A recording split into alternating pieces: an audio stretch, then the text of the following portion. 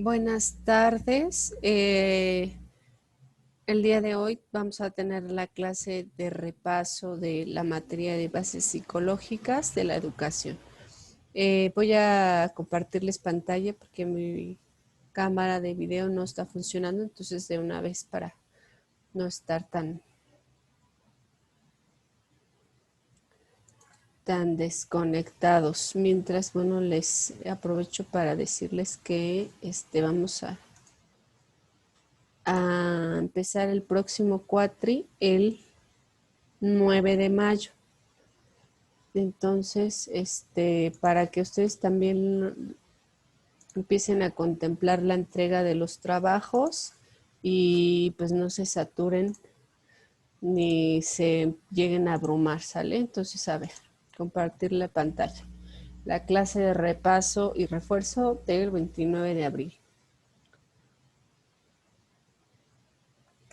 Ay.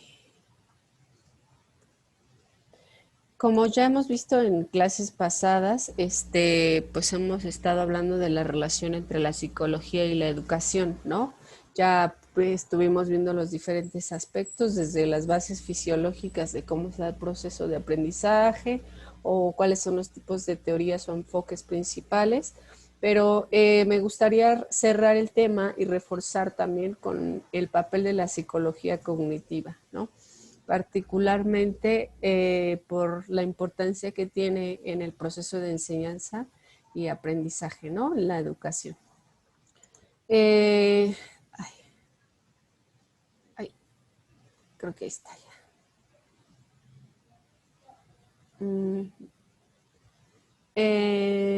Una de las posturas teóricas más relevantes desde la teoría cognitiva es Juan Ignacio Pozo. Él nos brinda la oportunidad de hablar de los procesos, pero digamos, desde un aspecto más de cambios representacionales, ¿no? O sea, él habla de teorías, pero en realidad son representaciones mentales. Entonces, pensémoslo como que, por ejemplo, lo que nosotros hemos aprendido o cómo nos han enseñado, ¿no? O lo que hemos aprendido acerca de los procesos de aprendizaje y enseñanza, pues han ido cambiando en las últimas décadas. Incluso ha existido ideas explícitamente que se sostienen durante años por los propios profesores de cómo se tienen que enseñar ciertos contenidos, etcétera, ¿no? Pero esos cambios, pues bueno, no, algo curioso es que esos cambios no se han trasladado o no se han visto reflejados en la misma medida en la práctica en las aulas, ¿no? Un aspecto educativo dentro del ámbito educativo, pues es el hecho de que la mayoría de estos modelos de formación docente, por ejemplo, ¿no? O continua también, así como los propios modelos de enseñanza que se les dan las clases, pues bueno, siguen muy marcados en lo mismo, ¿no? Este poder de la palabra, que el que habla y el que explica es el maestro, ¿no? El conocimiento explícito y predicado que se sustenta como el motor de cambio, ¿no? Este motor de cambio en la comprensión de los contenidos y en la acción, lo que se espera que se llegue a hacer, ¿no? Sin embargo, pues también existe esta otra parte de cambiar lo que se dice, ¿no? El que ese conocimiento explícito que no suele bastar, porque ya hemos visto muchas pruebas que no suele bastar ese tipo de conocimiento para cambiar lo que se hace, ¿no? En este caso, pues serían los modelos implícitos en las acciones. Tampoco tiene efectos en el aprendizaje por los alumnos, ¿no? Lo que los alumnos aprenden acerca de contenidos escolares o materias como, no sé, ciencias o matemáticas, ¿no? Que requieren de habilidades muchísimo más específicas y que trascienden la palabra del maestro y su habilidad para transmitir el conocimiento, ¿no? Pensemos también que tanto la articulación, digamos, consciente de lo que nosotros aprendemos, ¿no? El hecho de que podamos ser capaces de explicar un proceso que nosotros ya aprendimos, es ahí donde radica su importancia, porque creo que ese proceso está muy sobreestimado, sí, pero eso deja una visión un tanto dualista de lo que es el conocimiento formal o explícito versus los saberes o las creencias, digamos, informales, ¿no? O estos aprendizajes intuitivos que todos tenemos. Entonces, no todo lo que aprendemos tiene que venir de los saberes verbales o abstractos, ¿no? O formales o superiores. Aunque sí, muchas de las veces la palabra guía a la acción, ¿no? Pero en sentido estricto, el conocimiento verbal o explícito, pues si bien es la mejor forma de aprender, no es la única, ¿no? Mm, pensemos, por ejemplo, en esta idea de que, pues, desde la psicología cognitiva, ¿no? Se ha demostrado en muchos estudios de manera muy convincente que la supremacía de lo teórico o de lo explícito sobre lo práctico, pues es casi un hecho, ¿no? De lo que es explícito sobre lo que está implícito o no se dice, ¿no? O intuitivo en este caso. Pero pues esta idea está muy alejada del funcionamiento cognitivo, digamos, natural de la mente humana, ¿no? Donde más bien Pozo, por ejemplo, dice que suele pasar lo contrario, ¿no? O sea que los procesos o representaciones implícitas pues son más importantes para la acción humana que lo explícito, ¿no? Entonces se da prioridad respecto a otros procesos y representaciones explícitas. Es decir, pensémoslo como que suelen funcionar, lo implícito suele funcionar de manera más eficaz y muchísimo más rápida porque tiene un menor costo cognitivo.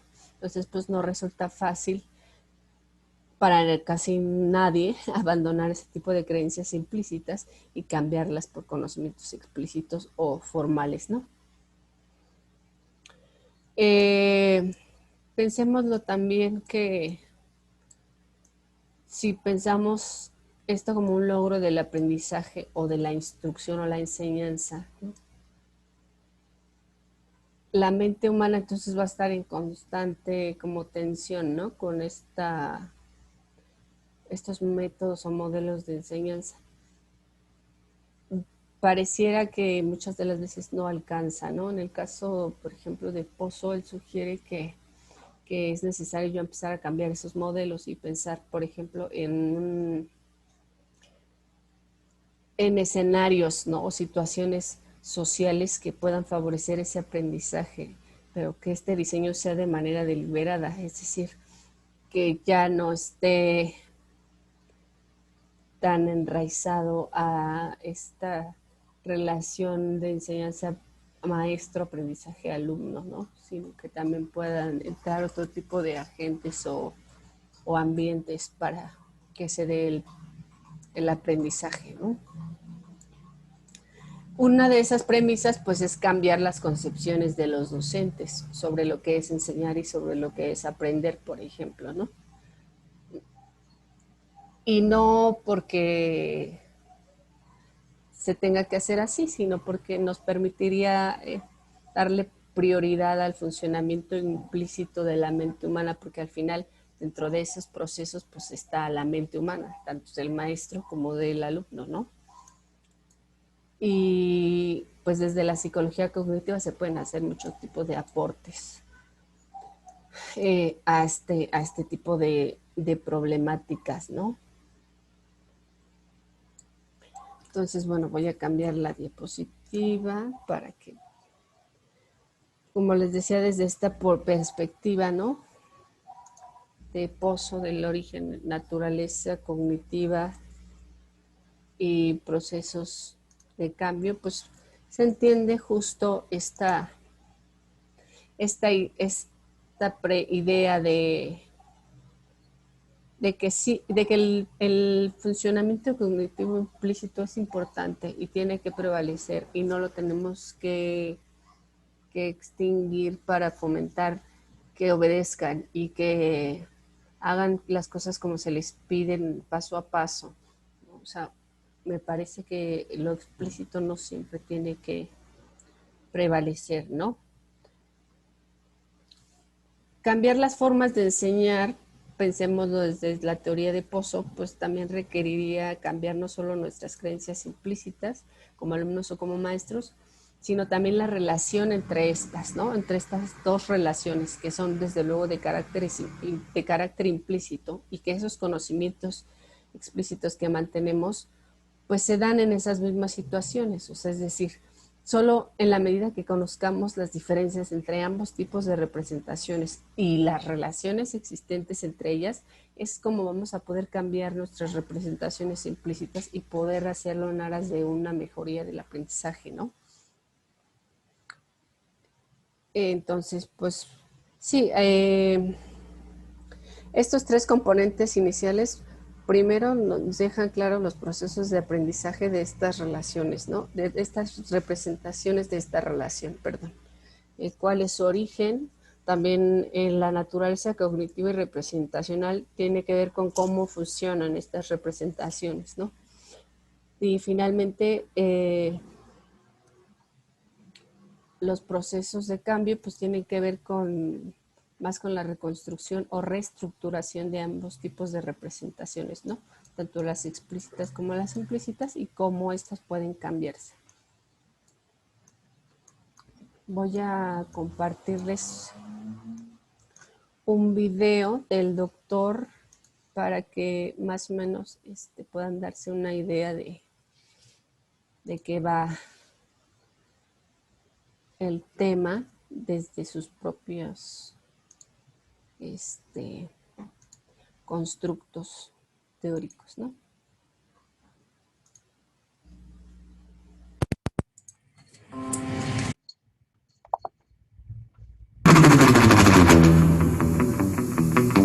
Existe una disputa de opuestos tanto en la psicología del aprendizaje, conductista versus asociacionista, como en la psicología de la educación, cognitivista versus constructivista.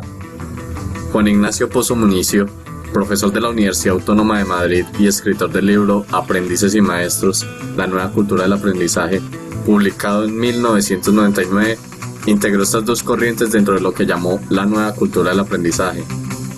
Para empezar, él concibe el aprendizaje como una categoría natural y por lo tanto imposible de definir exactamente, pero sí define lo que son los rasgos de un buen aprendizaje.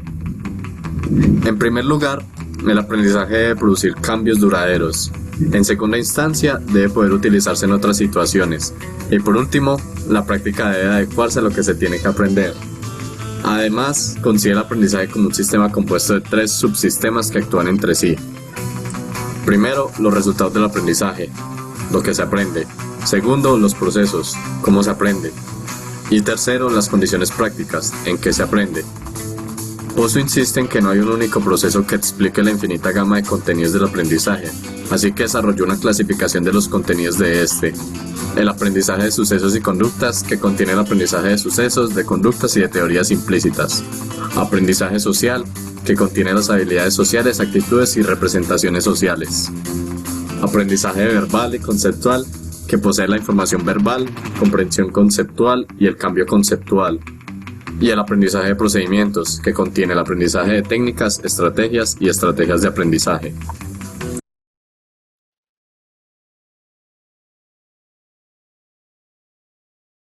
En cuanto a los procesos, Pozo denomina como la ensalada teórica a los 4 niveles de análisis basados en teorías que van desde el conductismo radical hasta el constructivismo radical.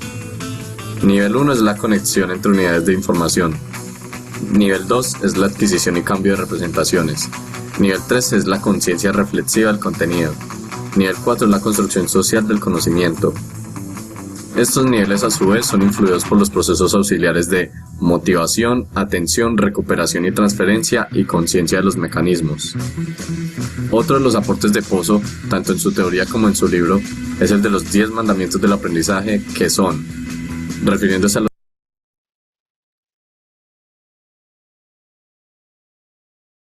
Los aprendices partirás de sus intereses y motivos, partirás de sus conocimientos previos, dosificarás la cantidad de información nueva, harás que condensen y automaticen los conocimientos básicos, diversificarás las tareas y aprendizajes, diseñarás situaciones de aprendizaje para su recuperación, organizarás y conectarás unos aprendizajes con otros, promoverás la reflexión sobre sus conocimientos, plantearás tareas abiertas y fomentarás la cooperación.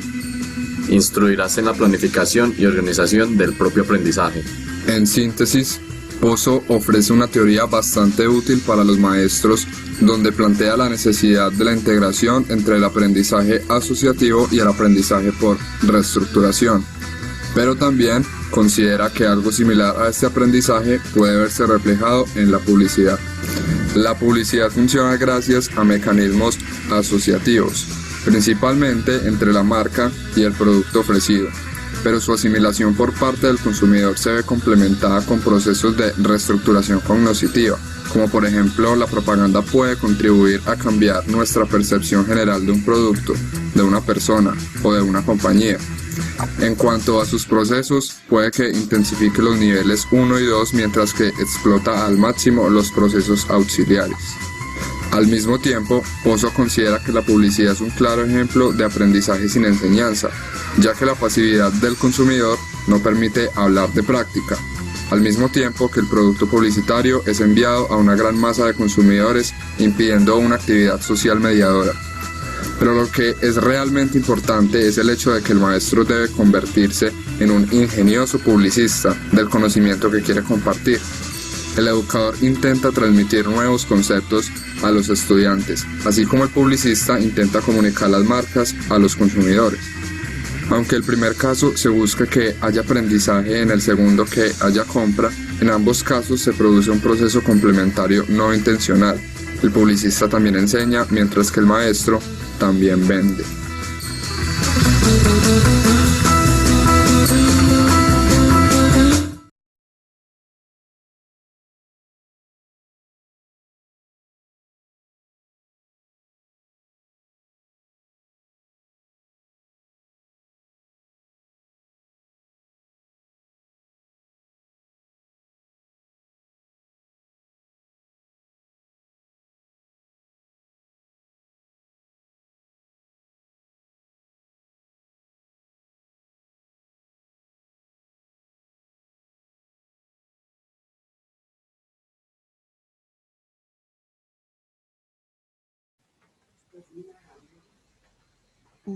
Bueno, como pudieron observar en el video que les compartí, en realidad es muy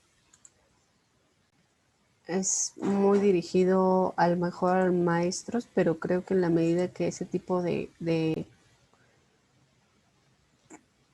elementos se compartan también con los alumnos, es como se puede llegar a un entendimiento más profundo sobre estas diferencias que existen en las representaciones implícitas y explícitas, tanto de quien enseña como de quien aprende, ¿no? Porque no siempre es la misma figura. También el maestro, aunque enseña, puede estar aprendiendo cosas. O el alumno que aprendió algo puede estarlo enseñando al siguiente compañero, etcétera, ¿no? Entonces, muchas de estas representaciones implícitas, pues su origen está en las experiencias personales o en la educación informal, ¿no? Mientras que las explícitas están más en la educación e instrucción formal o en esta reflexión social de esta propia experiencia, ¿no? Es decir, lo que es consciente, digámoslo. De todas formas, pues esto es solamente como para poder cerrar, digamos, de manera más general y que podamos tener más claro el papel de la psicología cognitiva y sobre todo de la relación entre psicología y educación, ¿no?